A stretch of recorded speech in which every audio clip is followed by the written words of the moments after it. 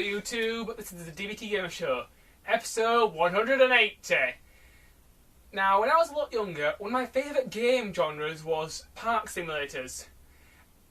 I really liked Roller Coaster Tycoon 1, I also really liked dinosaurs. And one of my favourite park simulators for on the go was Jurassic Park Park Builder. So, let's take a look at this great classic park simulator.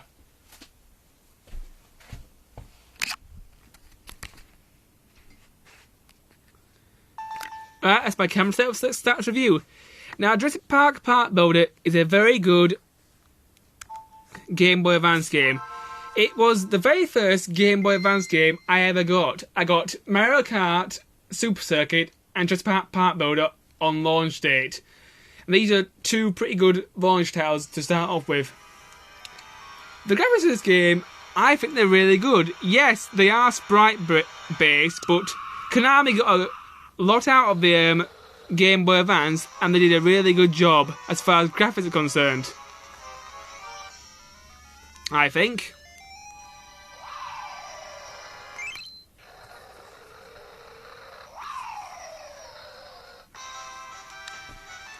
Controls for this game. The controls for this game are also really good. Let me just load up my file and I'll talk about controls in a moment.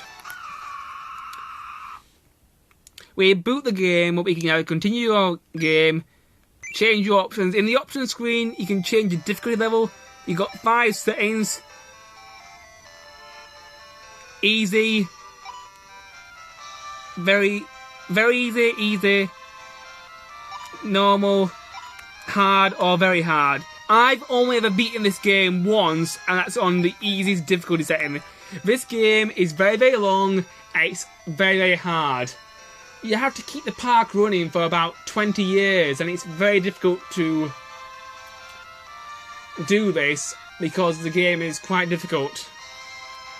You can also change your language, and that's pretty much it. Now let's load up my file.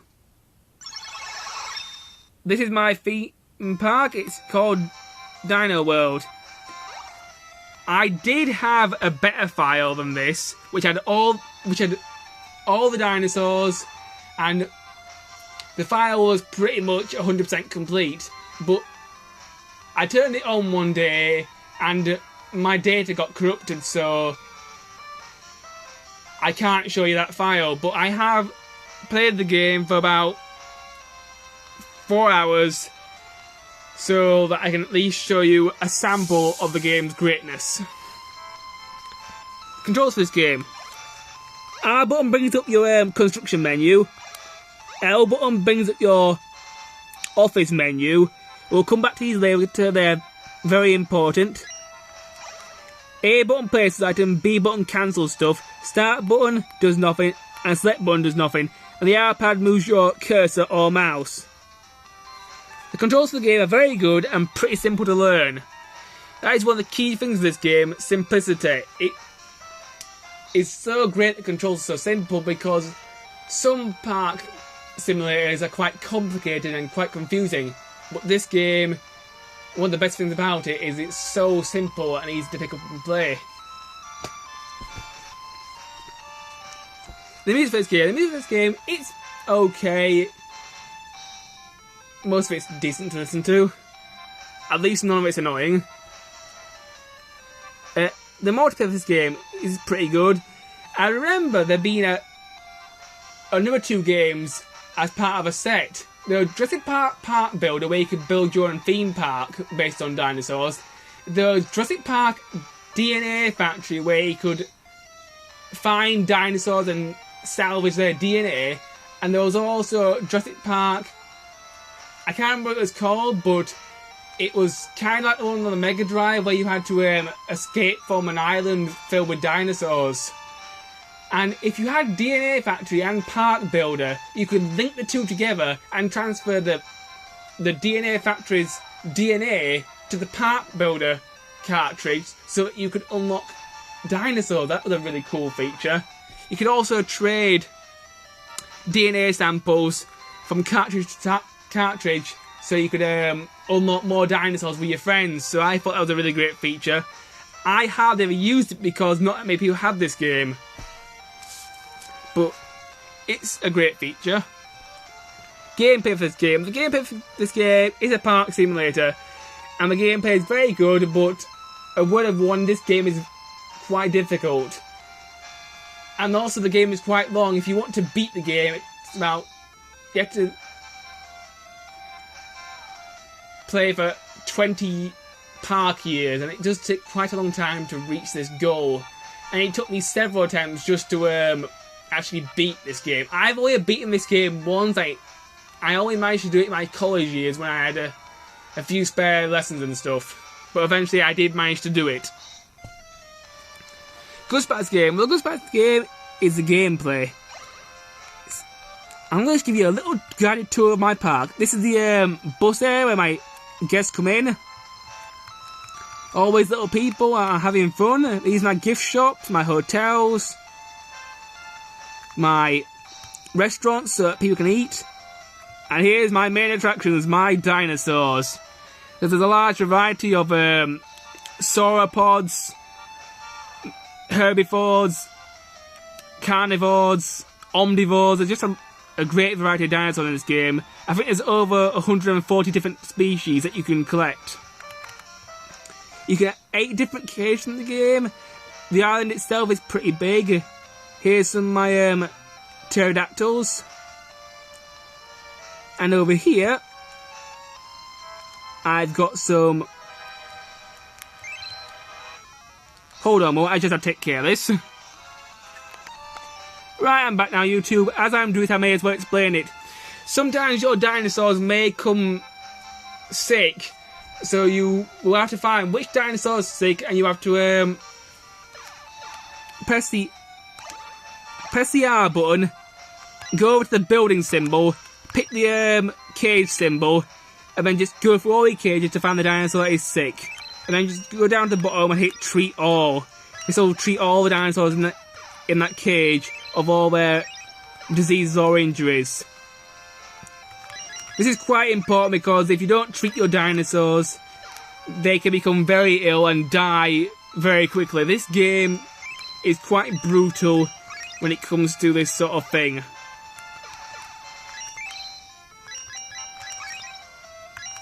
Right, that takes care of that. Now I can get back to the review now that they're all happy again.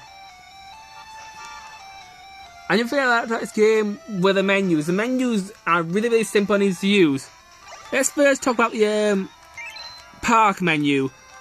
The park menu is basically where you can do most of your managing sort of stuff. Your face. This is where you can set your entry fee, and then mobile mine's 2,200 gil, or gold pieces, whatever you want to call it.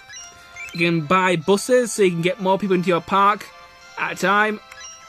You can advertise your park. You can only advertise once a month, and some of the advertisements can be a bit expensive, but if you get a good advertiser, you'll get more and more visitors, so you can get more and more money to improve your park. System, you can increase the game's speed. I usually keep it on either 1 or 2 because I don't want the game to run too fast so I don't lose track of what I'm doing. And you can also change the measure speed so you can work how fast the test goes. Also, this way you save your game. There's only one save slot, which is a bit of a shame, but this game is quite complex, so I can't blame them for having one save slot too much. This next icon, the hand with an axe, is how you get your dinosaurs. Basically, you have to send your team on an aeroplane to different parts of the world to dig up fossils, and they bring all the fossils back, you extract the DNA, and then you make new dinosaurs. You can send your excavators to different parts of the world for certain amounts of time. You can always send one team at once though. The maximum amount of time you can send them for is 3 months. Although sometimes you get a special event, this will happen randomly, where the game will send you an email and it'll say, your excavators have found a large lot of dinosaurs and they need more time to get these fossils out of the ground. If you give them more money, they'll take you a month and they'll bring back a load of fossils, and most of the dinosaurs that you'll get will be decent, so it's definitely worth doing that. Then the game sends you the email. There are 8 areas in all, and each area has different dinosaurs for you to discover. But certain areas are quite expensive, so you've got to spend your money carefully here. The research lab, this is where you create your eggs, analyse your fossils, and check on your dinosaurs. The dinosaur illustration booklet, this is where you check on your dinosaurs. So far I have 21%. There's a large variety of dinosaurs. There's carnivores, herbivores, omnivores, land dinosaurs, sea dinosaurs.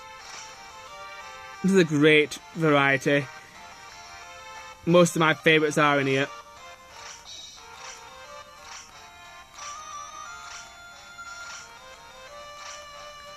My favourite type of dinosaurs is the sauropods. These things with right long necks, like Brachiosaurus.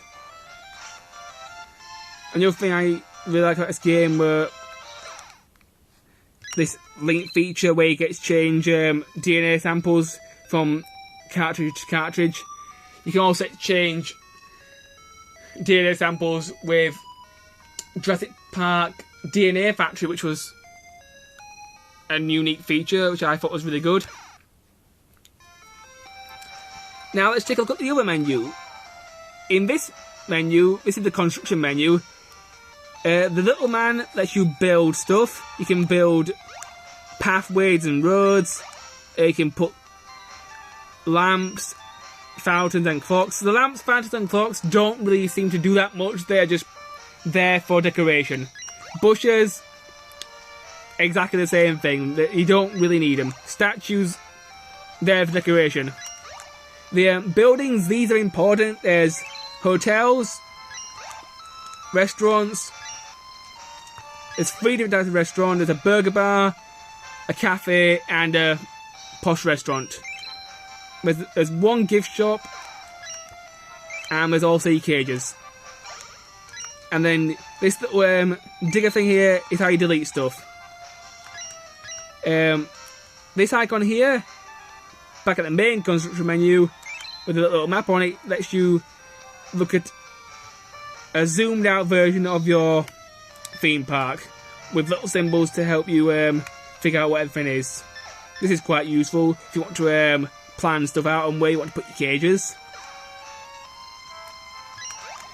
And if you go to this building, you can check how well your things are doing. You can check how much money your hotels are making. You can upgrade them. You can do the same for the restaurants. And you can also treat your dinosaurs from this menu. So this menu is very important.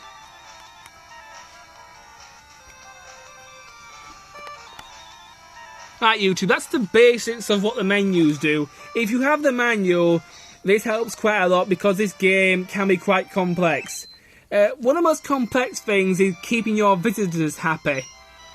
And when you're in your office menu, if you go all the way to the big black dinosaur icon, which is red and black, and click on park info, you can check out on your visitors' opinions, see what they like about your park, see what they hate. And you can try and make things better for them so you can make more money. You can also check your total score and check your visitors' opinions. And also check out how much money you've got left now, how much profit you're making. So this is pretty important.